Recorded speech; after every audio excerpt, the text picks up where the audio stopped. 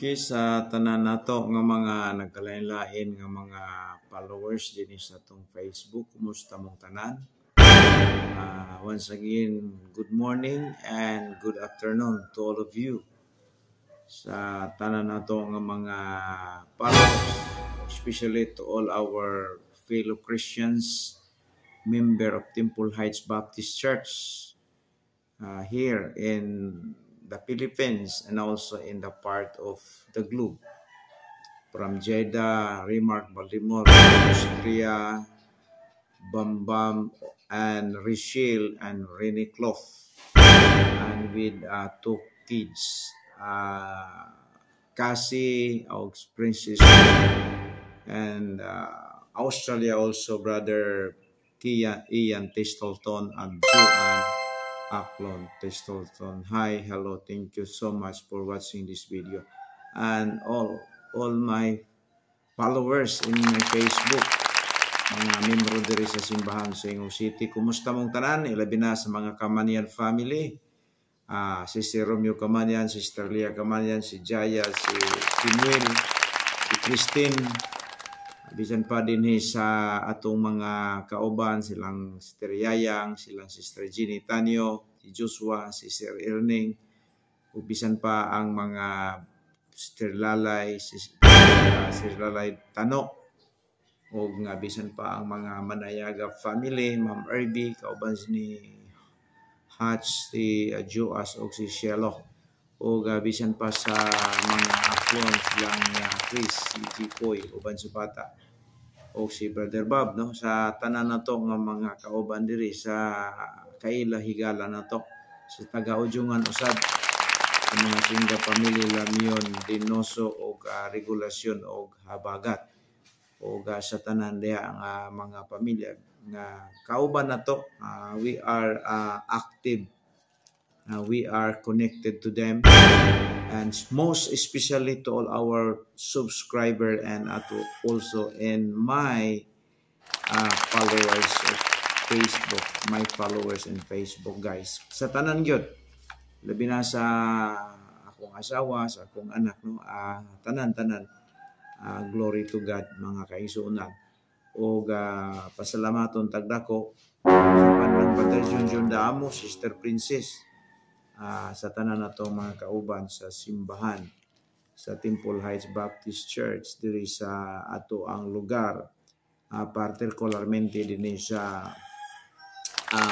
lugar nato sa Ingong City, guys. Now, by the way, kagabi naghatag ko ninyo og usa ka message about sa impyerno, so nining aturong hisgutan about sa impyerno. Unsa ning impyerno? Ang impyerno usa kani ka lugar nga nagana sa Ginoo para ra gyud unta ni Satanas. Pero kay ang tao na dahig man mo nang damay siya mo sa impyerno because of the Satan nga nag-agni og nagdani kaniya paingon dito. Ang impyerno gisgutan sa Bible lugar kini nga puro kalayo. Ang impyerno dunay bersikulo sa entire Bible sa 512 ka mga panahon nga gibalik-balik yun ang impyerno. No? Just imagine 512 ka mga bersikulo sa Biblia gibalik-balik pag-mention ang impyerno. O makita nato nga kung gibalik-balik kini sa pinakadaghan nga panahon, importante kayo muna nga get attention. We need to get attention from that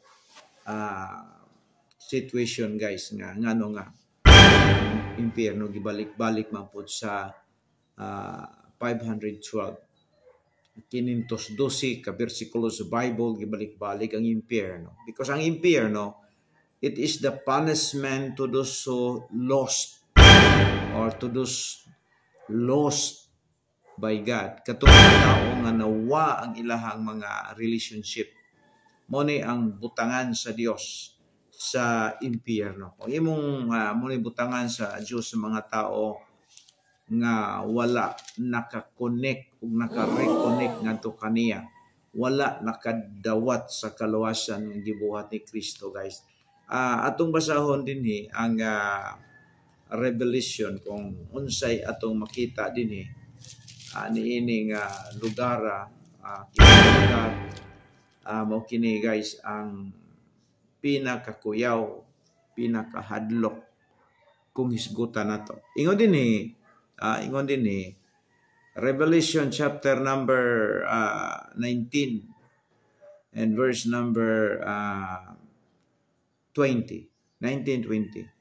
And the beast was taken, and with him to the false prophets that wrought miracles before him, with which is to deceive them that had received the mark of the beast, and them that worship his image.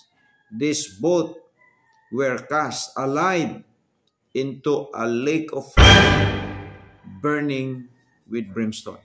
And that is the very particular nga gimension diha nga ang katong mga hingsunod mikuyog sa yawa, guys, diri ibutang sa Ginoo.